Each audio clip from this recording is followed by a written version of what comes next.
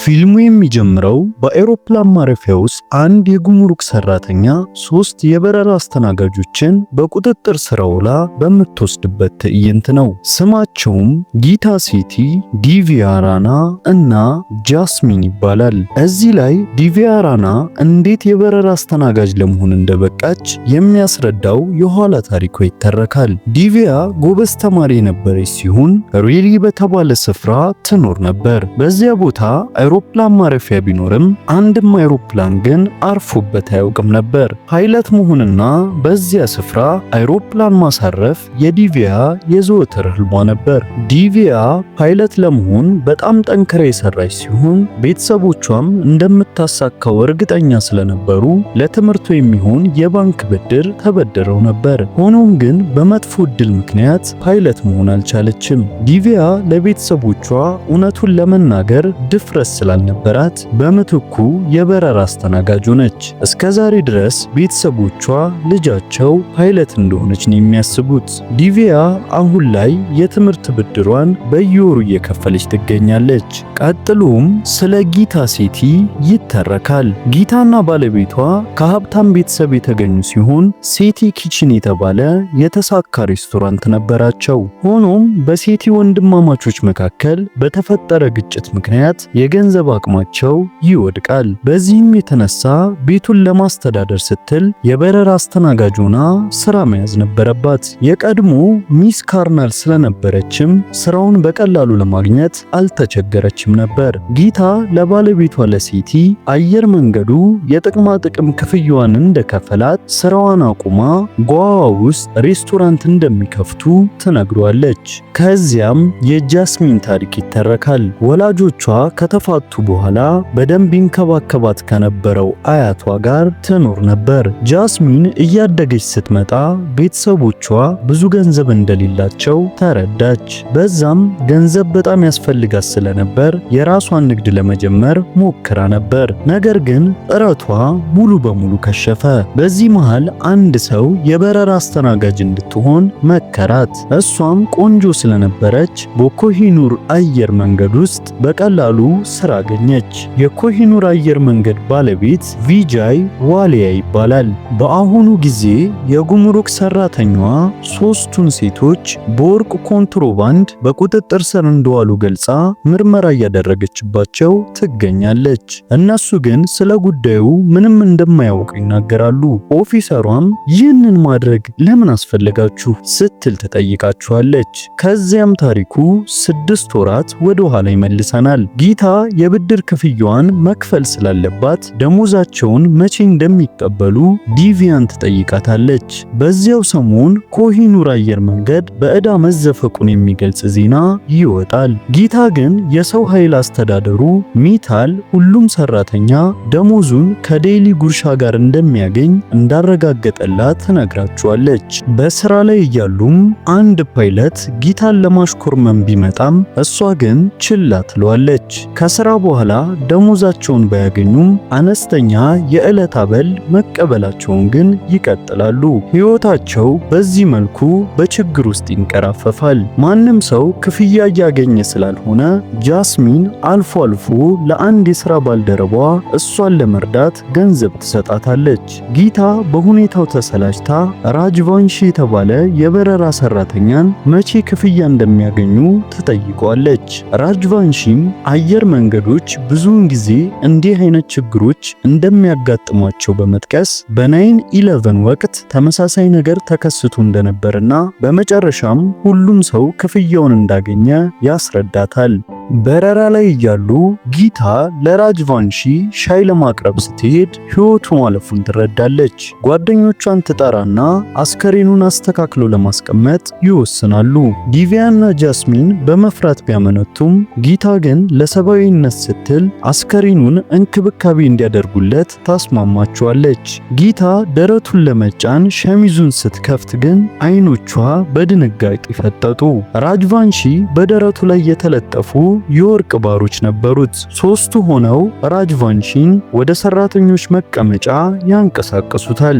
ጃስሚን ወርቁን ወስደው የተሻለ ህይወት እንዲኖሩ ለጓደኞቿ ሐሳብ ታቀርባለች። ሆኖም ጊታ እሷ ሌባ እንዳልሆነችና እስር ቤት መግባት እንደማትፈልግ በመግለጽ ፍቃደኛ ሳትሆን ትቀራለች። ከዛም አስከሬኑንና ወርቁን ለጉሙሩክ ያስረክባሉ። እዚህ ላይ ጃይቪር ከተባለ የጉሙሩክ መኮንን ጋር እንተዋወቃለን። እሱም ዲቪያን ሲያያት ፈገግ ይላል። ዲቪያ ለጃስሚን እንደነገረቻት እሷና ጃይቪር በቅርጫት ኳስ ውድድር ወቅት ተገናኝተው ይቀራረቡ ነበር። ነገር ግን ከዚያ በኋላ ተገናኝተው አያውቁም። ጃይቪር ዲቪያን ያናግራትና ስልኳን ይቀበላል። በዚህ መሃል የሰው ኃይል አስተዳደሩ ሚታል ጊታ ስደውልለት ስልኳን ያነሳል። ከጉሙሩክ በተገኘ መረጃ መሰረት ወደ አልቡርጅ በኮንትሮባንድ ሊተላለፍ የነበረው ወርቅ 12 ኪሎ ግራም እንደነበር ይታወቃል። በዚህም ምክንያት የጉሙሩክ ባለስልጣናት ይበልጥ ንቁ መሆን ይጀምራሉ። ሶስቱ ሴቶች ወደ ቤታቸው ሲመለሱ የገንዘብ ሁኔታቸው እጅግ አሳሳቢ መሆኑን እንመለከታለን። ጃስሚን የቤት ኪራይ መክፈል አልቻለችም። የዲቪያ አባት ብድሩን ለመክፈል ኦቶሪክሾውን መሸጥ ነበረበት። ጊታና ባለቤቷም በከፍተኛ ጭንቅ ውስጥ ናቸው። የጃስሚን አያት ከትውልድ ወደ ትውልድ የተላለፈ ውድ ቀለበት ይሰጧታል። እሷም የቤት ኪራዩን ለመክፈል ስትል ሳትነግራቸው ትሸጠዋለች። ጊታ ገበያ ስትወጣ የቀድሞ የሥራ ባልደረባዋን ሱዳን ታገኛታለች። ጊታ ስለ ሚታል ትጠይቃታለች። ሚታል ሱዳን ለማግባት ሲል የመጀመሪያ ሚስቱን ፈቷል። ነገር ግን ሱዳ ሚታል አሁን ላይ እሷን እንኳን ብዙ እንደማያናግራት ትነግራታለች። በዜና ላይ ቪጂያ ዋሊያ አየር መንገዱ እንደከሰረ የሚወራውን ወሬ ይክዳል። በኋላ ላይ ጊታ ሚታልን አግኝታ ትጋፈጠዋለች።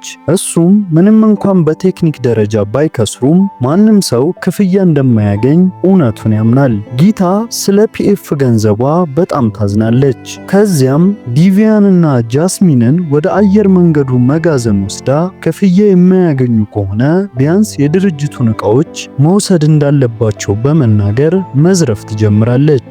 ሌሎቹ ለምን እንዲህ እንደምታደርግ ሲጠይቋትም ያወቀችውን እውነት ትገልጽላቸዋለች። በዚህም ጃስሚንና ዲቪያ ቀደም ብለው ወርቁን ባለመውሰዳቸው ይቆጫሉ።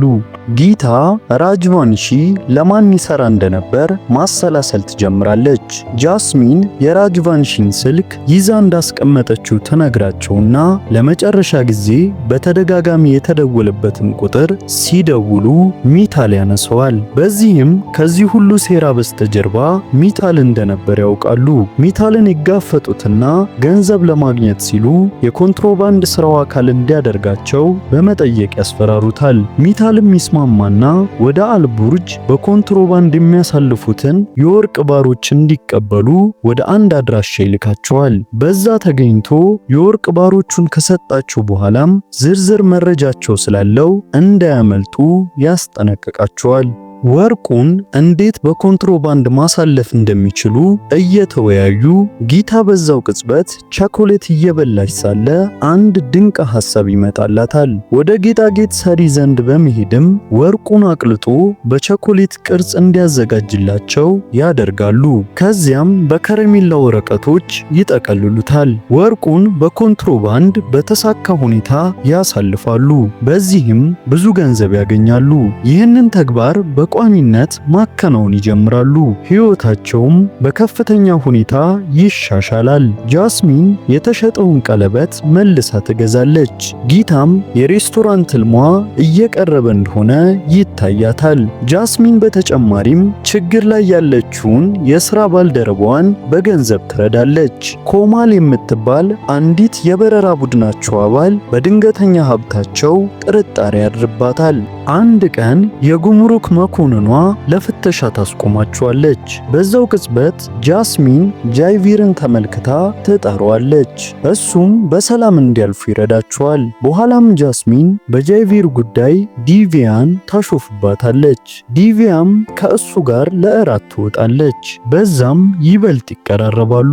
ወደ አሁኑ ጊዜ ስንመለስ መኮንኗ የጃስሚንን ስልክ ስትፈትሽ የፓርቲ ፎቶዎችን ታገኛለች። ትጠይቃለች። ለዚህ ሁሉ ፌሽታ ገንዘቡ ከየት እንደመጣም ትጠይቃለች። ዲቪያ በጃስሚን ልደት ፓርቲ ላይ ሰክረው እና ትልቅ ሻምፓኝ ይዘው ከኮማል ጋር የተጋጨችበትን ያለፈ ታሪክ እናያለን። ኮማል የሆነ ነገር መጠራጠሯንም ከፊቷ እንረዳለን። በሚቀጥለው ቀን መኮንኗ በዕለቱ በረራ ላይ ወርቅ እየተንቀሳቀሰ እንደሆነ ጥቆማ ይደርሳታል። ይህንንም እስከነስማቸው ለጃይቪር ታሳውቃለች። ከዛም ወደ መጀመሪያው የእስር ትዕይንት እንመለሳለን። ዋናው መኮንን በቂ ማስረጃ ባለመኖሩ ምክንያት እንዲለቀቁ ትዕዛዝ ይሰጣል። ካልሆነ ራሳቸው ላይ ሌላ ችግር እንደሚፈጥሩ ያስጠነቅቃቸዋል። ሴቷ መኮንን ግን በብስጭት የጊታን ቦርሳ ስትፈትሽ የቸኮሌት ሳጥን ታገኛለች። ወርቅ መስሏት አንዱን ትበላለች። ሶስቱም እንስቶች በድንጋጤ ውስጥ ሆነው እያዩአትም ተራ ቸኮሌት ሆኖ ታገኘዋለች። በዚህም ልትለቃቸው ትገደዳለች። የሆነው ግን ከ6 ሰዓታት በፊት ፓይለቱ የጉምሩክ ፍተሻ ስላለ ሊዘገዩ እንደሚችሉ ለዲቪያ ነግሯት ስለነበር ወርቁን በቦርሳቸው ውስጥ ከማድረግ ይልቅ በአይሮፕላኑ ካቢን ውስጥ ደብቀዋለች። ለዛም ነበር ኦፊሰሩ ያላገኘችው። በአሁኑ ጊዜ ምንም እንኳን እነሱ ነፃ ቢሆኑም ወርቁ ግን ከአይሮፕላኑ ጋር አብሮ በሯል። ወደ ቤት እየተመለሱም ጃስሚን ሰክረው ካገኘቻቸው ከኮማል ውጪ ማንም ሊጠቁምባቸው እንደማይችል በንዴት ትናገራለች። ጭቅጭቃቸውም ወደ ጠብ ያመራል። ጊታም ከመኪናዋ ታስወርዳቸዋለች። በኋላ ላይ የዲቪያ ወንድም በአየር ማረፊያው ውስጥ በበረራ አስተናጋጅ ዩኒፎርም ሲያያት ይደነግጣል። እውነቱን ትነግሯለች። እሱም እንደ ወንድም ይረዳታል። አንድ ቀን በድንገት ወርቅ ከአይሮፕላናቸው እንደወደቀ የሚገልጽ ዜና ይወጣል። ጊታ በጣም ትሸበራለች። ነገር ግን ባሏ ምንም ማስረጃ እንደሌለ በመግለጽ ያረጋጋታል። ጃይቪር መኮንኗን ጠቆሟ ልክ እንደነበር ሲነግራትም ምን ዋጋ አለው አሁን ሶስቱም አምልጠዋል ትለዋለች። ጃይቪር ዲቪያን ሲያገኛትም በእሷ በመናደዱ ሊያዋራት እንደማይፈልግ ይነግራታል። የጃስሚን አያት ያርፋሉ። ይህም እሷን በከፍተኛ ሐዘን ውስጥ ይጥላታል። ዲቪያና ጊታ ከጎኗ በመሆን ያጽናኗታል። ቪጃይ ዋሊያ ከሀገር እንደኮበለለና ሰራተኞችም 1 ሳንቲም እንደማያገኙ የሚገልጽ ዜና ይወጣል። ኮማልም ወደ ሶስቱ ሄዳ እንደራሷ ታያቸው እንደነበርና እንዴት ይህን ሁሉ ዱብዳ ቀድመው እንዳላሳወቋት ከነገረቻቸው በኋላ እሷ እንዳልጠቆመችባቸው ትምላለች። ከዛም ከብዙ ግራ መጋባትና ማን ትሆን ሰለዋ ከሚል ጥያቄ በኋላ ጠቋሚዋ ሱዳ የሚታል ሚስት መሆን እንዳለባት ያምናሉ። ሱዳን ሲያጣድፏትም ሚታል ለሌላ የውጭ አገር ሴት ብሎ ስለተዋት ለጉምሩክ እንደጠቆመች ታምናለች። ወርቁ የቪጃይ ዋሊያ እንደሆነ ገልጻ በህገወጥ መንገድ በማዘዋወራቸው ሀብቱን ከሀገር እንዲወጣና እንዲያመልጥ እንደረዱት ተነግራቸዋለች።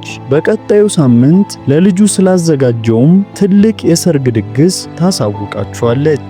ገንዘባቸውን ለማግኘት ቆርጠው በመነሳትም ሶስቱ ወርቁን ከዋሊያ መልሰው ለመስረቅ ይወስናሉ። በነጋታውም ከብዙ ክትትል በኋላ አልቡርጅ በሚገኝ ሆቴል ውስጥ እንዳለ ይደርሱበታል። ውጪ ላይም የወርቅ ልውውጡ በሚያውቁት ተመሳሳይ ጥቁር ቦርሳ ሲካሄድ ያስተውላሉ። ጉቦ በመስጠትም ወደ ሆቴሉ ሰራተኞች ቡድን ውስጥ ይቀላቀላሉ። ከዛ ግን ሆቴሉ ሙሉ በሙሉ በደህንነት ካሜራ የሚጠበቅ ስለሆነ ዲቪያ ወደ ሃከሩ ወንድሟ ትደውልለትና ካሜራዎቹን በመጥለፍ እንዲረዳቸው ታስማሟለች። ወደ ክፍሉ ለመግባት የግድ የዋሊያ ቁልፍ ካርድ እንደሚያስፈልጋቸው ጊታ ከአንዲት ሰራተኛ ታውቃለች። ከብዙ መላ ፍለጋ በኋላም ሶስቱም ተስማምተው ሚታልን እንደገና ያገኙትና እንደው ባንተ ልፋት ዋሊያ ካንተ በላይ ይክበር ብለው ልቡን ካራዱት በኋላ ካርዱን ካመጣላቸው ከወርቁ 50% ኮሚሽን እንደሚሰጡት ይነግሩትና ይስማማሉ። ለዋሊያ ልጅ በተዘጋጀው ግብዣ ላይ ሁለቱ ሰራተኛ ሆነው ሲገቡ ጃስሚን ከአንዱ ጋር ተዳብላ ትገባለች። ከዛ ቪዲያ በወንድሟ እርዳታ ካሜራዎቹን ካጠፋቻቸው በኋላ ካርዱን አግኝተው ወደ ክፍሉ ይገባሉ። ሆኖም ባልጠበቁት መልኩ ሻንጣዎቹ ባዶ ነበሩ። ልክ የዋልያ ልጅ ስትደርስም እነሱ ያመልጣሉ። ተስፋ በመቁረጥ ወደ ቤታቸው ሊመለሱ ሲሉም ጃስሚን ከክፍሉ ውስጥ ታብሌት እንደሰረቀች ትነግራቸዋለች። ታብሌቱም ዋልያ ከወርቁ ጋር ወደ አንድ የግል ደሴት እየበረረ እንደሆነ ያሳያል። ጉዞውን ለመጥለፍ ይወስናሉ። የተመደቡትን የበረራ አስተናጋጆች አንድ ክፍል ውስጥ በመቆለፍ እንደ በረራ አስተናጋጆች ሆነው ወደ ዋልያ የግል ጀት ውስጥ ይገባሉ። ተጓዦቹን በሙሉ መድኃኒት ያጠጧቸዋል። ነገር ግን የዋልያ ልጅ ለመጠጣት ፈቃደኛ ባለመሆን በሌላ ትዕዛዝ ታሰለቻቸዋለች። በመጨረሻም ከእሷ በስተቀር ሁሉም ሰው እንቅልፍ ይወስደዋል። ሶስቱ ወርቁን በዋልያ የእጅ ሻንጣ ውስጥ ያገኙታል። በሐሴት ውስጥ ሆነውም የዋልያ ልጅ ደርሳ ካየቻቸው በኋላ መድኃኒት ያደነዘዘውን አባቷን ለማንቃት ስትታገል ያስሯታል። ከአፍታ በኋላም ፓይለቱን ለማስጠንቀቅ ትሞክራለች። ነገር ግን ፓይለቷ ዲቪያ ነበረች። የሆነው ከጊታ ጋር ሲሽኮረመም የነበረውን ዋናውን ፓይለት ቀድማ አግኝታው ራሱን እንዲስት ካደረገችው በኋላ ጓደኛዋን እንደ ህልሟ ቦታውን አስይዛት ነበር። ዲቪያ አውሮፕላኑን ማሳረፊያው ቅጽበት ሲደርስ ብትፈራም መመሪያውን በፍጥነት አንብባ በመረዳት እንደምንም አሳረፈችው። በሚገርም ሁኔታ ያሳረፈችው እንደ ህልሟ በሬሪ በትውልድ መንደሯ በሚገኘው ማረፊያ ላይ ሆኖ አገኘችው። በዚህም የልጅነት ህልሟን አሳካች። ሶስቱ ዋልያን ተሰናብተው በሄዱ ቅጽበት ፖሊስና ጉምሩክ ከጃይቪር ጋር በተደረገ ስምምነት ጥቆማ ደርሷቸው ስለነበር ዋልያን በቁጥጥር ስር ያውሉታል። እነ ጊታ ከጃይቪር ጋር ባደረጉት የቀደመ ስምምነት መሰረትም ወርቁን ወስደው በስቃይ ለቆዩት የበረራ ቡድኑ አባላት ያከፋፍላሉ። ሚታል ድርሻውን አግኝቶ ወደ ሱዳ ይመለሳል። ጃይቪርና ቪዲያም ግንኙነታቸውን ይቀጥላሉ። በቀጣይ ቪዲዮ እስከምንገናኝ በያላችሁበት መልካሙን ሁሉ እያደረጋችሁ ቆዩልኝ። እወዳችኋለሁ።